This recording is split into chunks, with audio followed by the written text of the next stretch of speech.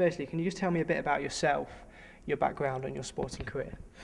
I'm Tim Reddish. I'm a local lad from Nottingham. I was born in Nottingham, went to a Nottingham school, worked in Nottingham for a lot of my life, and then worked in the leisure industry for Nottingham City Council, moved to work for a governing body sport, British Disability Swimming.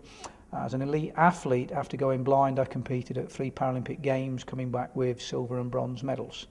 I now currently work within British Disability Swimming still, but also work with the British Paralympic Association as the chairman, and I'm on the board of the organising committee for the London 2012 Olympic and Paralympic Games. You were elected chairman of the British Paralympic Association in November 2008.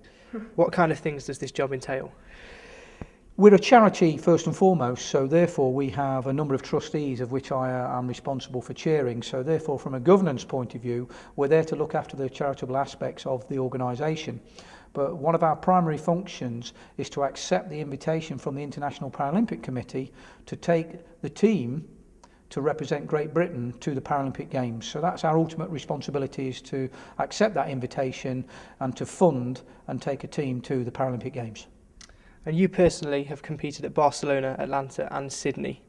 Might be a tricky question, but what's been your favourite and why?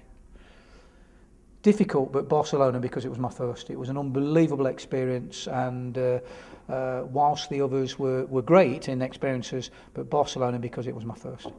And what did it feel like when you received your OBE in May 2009? It was a little bit scary actually, because like these things, they're not expected, they're unexpected, and it was a great honour because really I saw it as recognition for what our programme have achieved as British Disability Swimming, and also my leadership and mentoring the future. So I took it as recognition for that, and it was a great honour. You've led the Paralympic team to success in the last 2 Olympics. How proud are you to have done this? To go from what some of my friends and athletes have said, from poacher to gamekeeper, being an athlete and then being responsible for the athletes, was a different challenge for me at first, but it's an unbelievable experience from going through the whole continuum of working with some young athletes as a coach years ago, and then an athlete myself, and then coaching the coaches and being responsible for the team.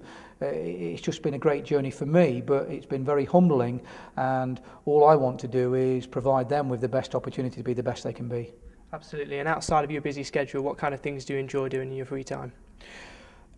I like going out on the tandem cycling, but my love at the moment is downhill skiing. I learned to ski a few years ago, and I try to get away once a year to Austria to visit a friend that's taught me to ski, and she's my skiing guide, and just through a walkie-talkie system she manages to get me down the mountain without too many crashes.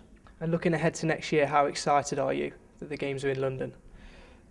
I'm always excited about any games, but in particular because it's London, because it was the birthplace and the home of the Paralympic movement, was Great Britain. But also the games, through the elite athlete performance, we want to inspire the nation so that the nation can aspire to be either future Olympians or Paralympians. What do you think this will do for the nation?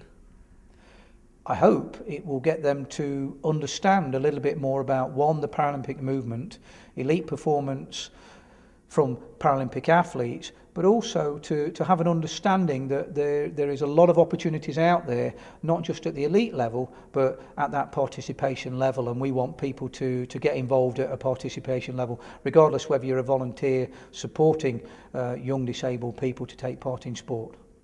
And what would you say to someone with a disability who has big ambitions and beliefs? Dare to dream. Be clear of what you want to achieve.